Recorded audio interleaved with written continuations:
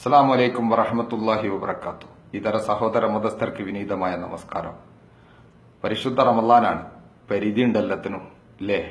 നീതിക്ക് വേണ്ടിയാവുമ്പോ ഏത് സമയത്തും ഏറ്റവും നല്ലതും പരിശുദ്ധ റമളാനാണ്. നീതിക്ക് വേണ്ടി. കാരണം ബദർ നീതിക്ക് വേണ്ടിയിട്ടായിരുന്നു നിലകൊണ്ടിട്ടുണ്ടായിരുന്നത്. വ്യാജ സർട്ടിഫിക്കറ്റുകൾ കൊടുത്തുകൊണ്ട് വിദ്യാർത്ഥികളെ പറ്റിക്കുകയും എന്നിട്ടും അരിയും തിന്ന് ആശാരിച്ചിയും കടിച്ച് പിന്നെയും ഡാഷിന് മുറുമുറുപ്പ. പാവപ്പെട്ട വിദ്യാർത്ഥികളുടെ പണത്തിന് മൂല്യമല്ല, പാവപ്പെട്ട വിദ്യാർത്ഥികളുടെ സർട്ടിഫിക്കറ്റിന് മൂല്യങ്ങളില്ല. മർക്കസ് സഖാഫത്തി സുന്നിയന്റെ അഭിമാനത്തിന് മൂല്യമുണ്ട് അല്ലേ?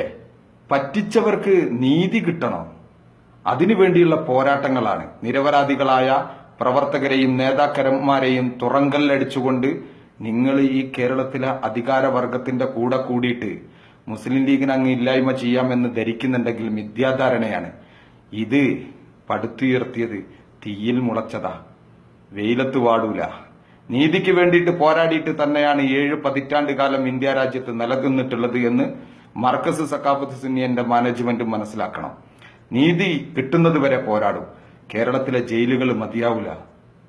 നിങ്ങൾ ഏത് രീതിയിലുള്ള കള്ളക്കേസുകൾ ഉണ്ടാക്കിക്കോളൂ. പരിശുദ്ധ റമളാന് ഒരു ജിഹാദ് നിർവഹിക്കാൻ ഞങ്ങൾ തീരുമാനിച്ചിട്ടുണ്ട്. ഏതായാലും നീതി കിട്ടുന്നത് വരെ പോരാടും. ആ പോരാട്ടത്തിൽ നിന്നും അനുമണി തൂക്കം പുറകോട്ടില്ല. അതുപോലെ തന്നെ ഒന്ന് സൂചിപ്പിക്കുകയാണ്, കോഴിക്കോട് ജില്ലയുടെ അഭിമാനമായ MA റസാഖ് മാസ്റ്റർക്ക് 1000 ഹരിത അഭിവാദ്യങ്ങൾ നേരുന്നതോടൊപ്പം മുനീർ സാഹിബ്, കേരളത്തിന്റെ നിയമസഭയിലെ പ്രതിപക്ഷ ഉപനേതാവ്, അദ്ദേഹത്തും ഈ രാത്രിയിലും കുന്നമംഗലം വന്നിട്ട് അദ്ദേഹം പോലീസ് സ്റ്റേഷനിൽ ഉപവാസം ഇരിക്കുന്നുണ്ടെങ്കിൽ തീർച്ചയായിട്ടും അദ്ദേഹത്തിനും 1000 ഹരിത അഭിവാദ്യങ്ങൾ നേരാണ്. ആയുരാരോഗ്യത്തോടു കൂടിയുള്ള ദീർഘായുസ് മാഫിയത്തും നാഥൻ നൽകുമാറാകട്ടെ അവർക്കൊക്കെ. കാരണം പാവപ്പെട്ടവർക്ക് വേണ്ടി, നീതിക്ക് വേണ്ടിയിട്ട് പോരാട്ടത്തിൽ അവർ മുമ്പന്തിയിലുണ്ടാവുമ്പോൾ ഞങ്ങൾ എന്തിനു ഭയക്കണം? ഞങ്ങൾക്കൊരു മർക്കസിനെയോ അല്ലെങ്കിൽ ഒരു സ്ഥാപനത്തിനെയും ഭയമില്ല. കാരണം വിദ്യാർത്ഥികളോട് അനീതി കാണിക്കുമ്പോൾ അവർക്ക് വേണ്ടിയിട്ട് നീതിക്ക് വേണ്ടി പോരാടുന്ന പാരമ്പര്യമുള്ള പാർട്ടിയിലുള്ള പ്രവർത്തകർക്ക് എന്തിനാ ഭയക്കേണ്ടത്? ജയിലും അതുപോലെ തന്നെ കോടതിയും ഒരുപാട് കണ്ടിട്ടുണ്ട്. നീതിക്ക് വേണ്ടിയുള്ള പോരാട്ടം തുടരുക തന്നെ ചെയ്യും, യാതൊരു സംശയവും വേണ്ട. ഇൻഷാ അല്ലാഹ് തൗഫീക്ക് നൽകട്ടെ. എല്ലാവരും പ്രാർത്ഥിക്കുക നീതി വിജയിക്കുന്നതിന് വേണ്ടി, സത്യം വിജയിക്കുന്നതിന് വേണ്ടി.